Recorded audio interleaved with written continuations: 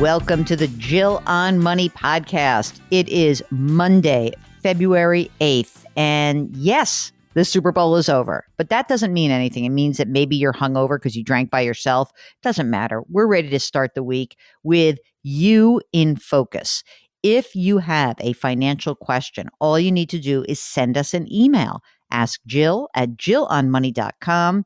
Ask Jill at jillonmoney.com. And if you would like to appear on the program with us, we would love that. Just let us know and we'll do the rest. I just want to, in advance, say that a lot of people have been sort of explicitly saying that we put too many people who have circumstances that are like really blessed financial circumstances, that we put those people on the air. We don't choose that. Just so you know, if you would like to come on the air, you will get on the air, I promise you. But if you say, I don't want to hear about people's lives who are blessed, then write in about your life that maybe not quite as blessed. I don't really care. As always, I don't make a judgment whether people have money or don't have money. I know that everyone has financial questions. And I put that out there before we get to our next guest who's coming on the line, who essentially is blessed. It is Suzanne from Connecticut. And so, Suzanne, you don't have to actually apologize for being blessed. But, you know, even people who have money have financial questions. Is that fair to say? Yes, definitely. So tell us about your blessed life and how we can help you out. Okay, so I am 39 years old. I'm married. We just moved from New York City to Connecticut. My income is $255,000 a year. My husband's income is $410,000 a year. So we just bought this house in Connecticut. It's a 30-year mortgage at 3.125 interest on 1.1 million. Ooh, that's a biggie. How much of a house did you buy up there in the fancy Connecticut land? It's over 5,000 square feet. Oh my God. Yeah. Oh my God. How much did you pay for it? So 1.385. How old's your husband? He is 46 and I'm 39. And kids? No kids, no plan to have kids. Wait a minute. Why did you move out of the city? Why do you need 5,000 square feet? You don't have any kids. It's good to have the space. We set up a home gym. Oh, nice. I like that. And we each have an office. Do you think that you're both going to end up working from home, though? In other words, do you think that post-pandemic that you will, in fact, be in a place where you're like, hey, you know what? We actually are working from home full time. I probably will. I'm an attorney, so a lot of the work I do is just online anyways. My husband will be he's been going in and he'll still go in because he works at a hospital. Whoa, wait a minute. So he's got to commute? Yes, he commutes, but we do keep a small apartment in the city for like the days he has to stay in. And I've actually been going in with our dog as well. So how much does this small apartment in New York City cost you? $2,000 a month. Geez, you're burning through money, girl. So tell me about what's going on and how we can help you out. So I did have a few questions related to just our retirement planning and doing a Roth. But first, I just wanted to get your opinion on, are we still on track with retirement, even with buying the house and like taking out this mortgage? It's just a huge mortgage. So, we're kind of like, oh, did we set ourselves back? Are we still going to be okay? So let me ask you a question. I mean, the deed is done. Yes. So let's say I run all these numbers and I say, yeah, you screwed yourself. What are you going to do with that information? I don't know. I mean, we could potentially sell the house. What do you mean after you put in the gym and the home offices? Probably not a good idea, but we're still I think it's just a huge purchase for us. So yeah, it was huge. Did you sell something in the city to get there, or were you renting in the city? No, we were renting, and we've put in over $500,000 towards rent. So yeah, but what was the rent? What was the monthly rent before you left? The monthly rent was $3,200 a month. Mm-hmm. However, we were going to leave. We were either going to like leave and buy a house or move to a 2-bedroom because the 1-bedroom was like too much with us Yeah. working from home and the dog and Yeah. I having, get that. yeah. That I get totally. Okay, so let's go and talk about your retirement. So you're an attorney. Do you work for a firm or do you work for yourself? I work in-house for a company. Okay. So on the 255 grand in income, what do you put away into your retirement right now?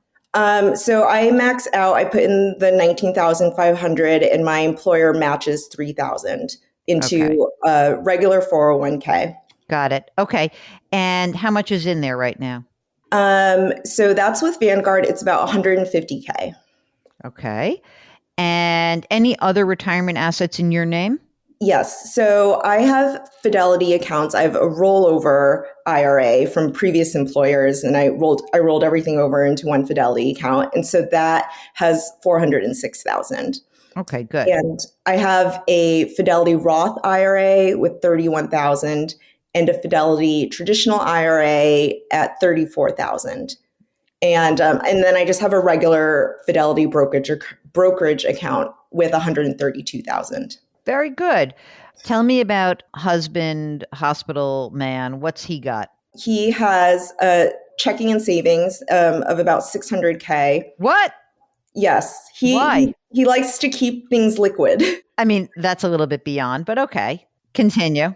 He has 200k in brokerage accounts, and he has about 5 to 600 in 403b target retirement fund. So let's talk a little bit about his 600,000. Could some of that get wrestled away from him or not? What do you think? No, that's just That's sacrosanct. Yeah, But in checking and savings, yeah. not even in like a CD, high yield money market, nothing No, like that? No. no, yeah. The 200k in brokerage accounts is some of that is actually in money markets. So Oh my God. Did he grow up like poor immigrant? Did he flee an autocratic society? I mean, what is behind that? Really, I'm fascinated. I often wonder the same thing, and I've accepted that we have different money risk profiles. Hmm. So Hmm. Does that encourage you? Do you sort of think of that as like, since that's so there, do you take more risk in your own asset management? I think I've taken more risk even like before we met. Like the ups and downs in the stock market never really worried me because I've always just thought I'm in it for the long haul. Hmm. But I kind of just have accepted like that's his risk profile with money, and that's who he is. Okay. So In his 403b, will he assume some risk or is that also very low risk? that's all in target retirement. Okay. So, So you know what? It's better. So fine. He probably has 700 in cash and cash equivalents and another 700 between the brokerage and the 403b. mhm. So, okay. I mean, at least it's something. I just wanted to make sure he wasn't all in cash. All right. So you're doing okay. You're doing okay. You made it harder on yourselves, obviously, Mhm. because you bought this house. I mean, Mhm. there's no way for me to sugarcoat that. That was an extravagant purchase that you've made. And because you've already made it, it's hard for me to go back and be like, sell it. Because I think that that's just highly unlikely. And as you admitted, it's not going to happen. Mhm. So now let's talk about what you need to do around this. I look at both the home and the small apartment as like the indulgent part of your life. To me, it's just like a lot of money. If you could break it down, what do you think your monthly nut is for everything that you guys do? Not even pandemic, but I'm just saying, like, if you flash forward to post pandemic, what do you think you're spending a month? 10, 12, 15 grand? I would say 12 would be like a solid estimate. Do you save, but beyond the retirement accounts right now, do you save money? Yes. So he saves probably like 8,000 a month, and I'm saving 5,000 a month. I have like an auto transfer from banking to my Fidelity every month. Okay. Yeah. That's great. I mean, look, that's awesome. So I mean, I don't want to go nuts either. So it seems to me that like between retirement and your savings, you're saving about 16 grand a month, which is great. Let's just round it about. Like you're saving 200 grand a year. And Mhm. that's great on your current incomes. You're maxing out.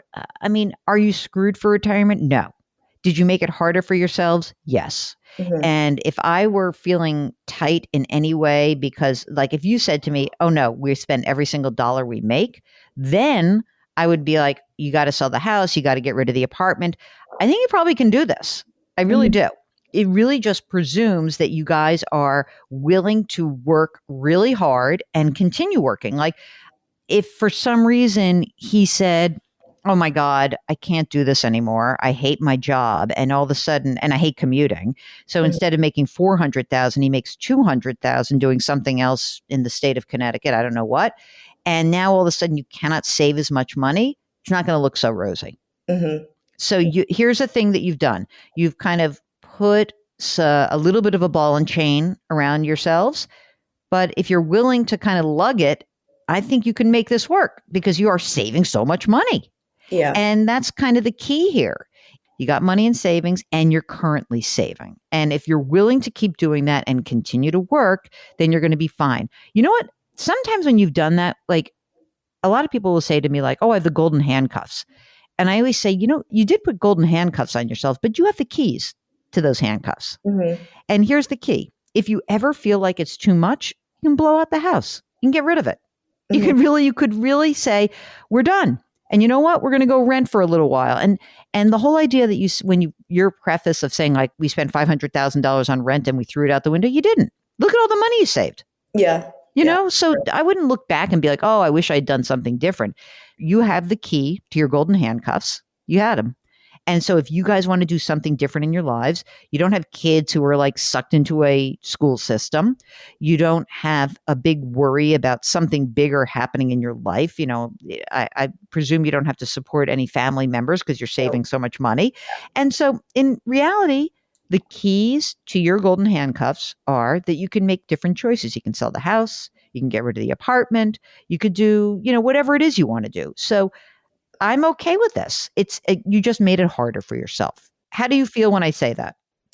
I feel better actually because I kind of felt like what did we get ourselves into? But I feel better that we're going to be okay. You And are. who You I, really are. I mean, I I truly don't think, I think it's funny with your husband to do like, oh my God, I need to have cash. But like you said, let it go. And you can actually be more aggressive as a result because knowing that he has 700 grand essentially in cash or cash equivalents gives you the license to take some more risk in your own portfolio. Okay. and that was my other question was in my portfolio, I'm basically all in index funds other than my 401k target retirement. So I Mm. wasn't sure if I was like too heavily invested in stocks. No, I mean, he's got so much cash, I wouldn't worry about it. Okay. Um, Anything else that I've missed for you? I do have a question about the Roth. So my employer offers 401k traditional and then Roth 401k. And the Mhm. Roth 401k is relatively new. They didn't always offer it. And I wasn't sure if you recommended I put some into the Roth 401k, some into the regular, if I should split it. What your thoughts are on that? I mean, look, your deduction is going to be limited to 10 grand, right? Because your state and local tax deduction is going to be at 10 grand, which means you're still going to be in a pretty high tax bracket. The way I look at it, you're in 35-ish, right? Yeah. That's a tough one for me. Ed Slott, my favorite go-to guy about Roth, says, no, you should always have some Roth.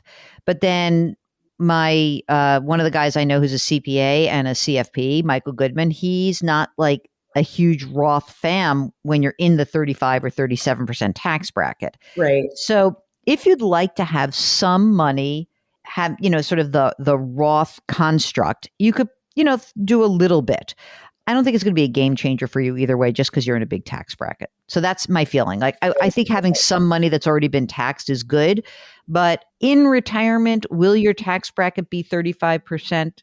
I don't know. I guess taxes could go up a lot and you will have a lot of money. But so maybe a little bit, maybe like 2/3 traditional, 1/3 Roth. Okay. Yeah, because it's hard to predict what my tax bracket will be in retirement. Yeah, exactly. So, And yeah. it's just that you guys make a lot of money and you'll be making a lot of money and you'll have a lot of money in traditional, which means you'll be forced to take out a lot of money. But I still think you're in a high tax bracket. Mark, do you have a different opinion on that? Mark likes the idea of you having some Roth money. So, maybe do a little bit. And you also have some money in non-retirement assets that haven't been taxed because Mr. Scaredy Cat, afraid of my own shadow, your husband, will always keep having that money in the cash account. So, I mean, look, like I said, some money in Roth is fine, but you're in a high tax bracket. That's not going to change too much. Okay. All right. Great. Sounds good. You got your estate plan. You got wills. You got everything ready to rock and roll. We do not have wills. What? No. Oh my God. How could you, what are you, crazy? You've got like $2 million of net worth and you don't have a will. Just do me a favor. Do me a favor. Get a lawyer and get wills done. And if you won't get a lawyer, go to policygenius.com and use their estate planning tool. Just do that. That's it's a pretty low bar to use their tool. And you don't have kids. You have an uncomplicated life. Just to put something down, even if you just do that now and go see a lawyer in a year. But please do that, pretty please. Okay. Yes, I will do that. Suzanne from Connecticut, the very disloyal New Yorker. We would love to have you come back to New York anytime you're ready to come back. And so we encourage you to do so, despite all that room. Don't you miss feeling cramped in a one bedroom? No, not at all, do you? Not at all. I figured. Thank you so much for joining us. We really appreciate it. If you would like to come on the air with us, just like Suzanne, and ask your question, then just send us an email. Ask Jill at jillonmoney.com. And before you post something on YouTube about how we only put rich people on the air, well, ask your question or just knock off a 0 for everything we just said with Suzanne. And it's the exact same question that maybe someone who doesn't have as much money has. Okay? Everyone's got financial questions. It's true. That's why we are here. Send us an email. Ask Jill at jillonmoney.com. Subscribe to us, please, wherever you're listening to this podcast. Leave us a rating. Leave us a review. And don't forget to wash your hands, to wear your masks, to maintain your physical distancing. Maybe put your hands metaphorically on someone's back, whether they have a lot of money or not. Okay? Just do that. We'll talk to you tomorrow. Thanks for listening.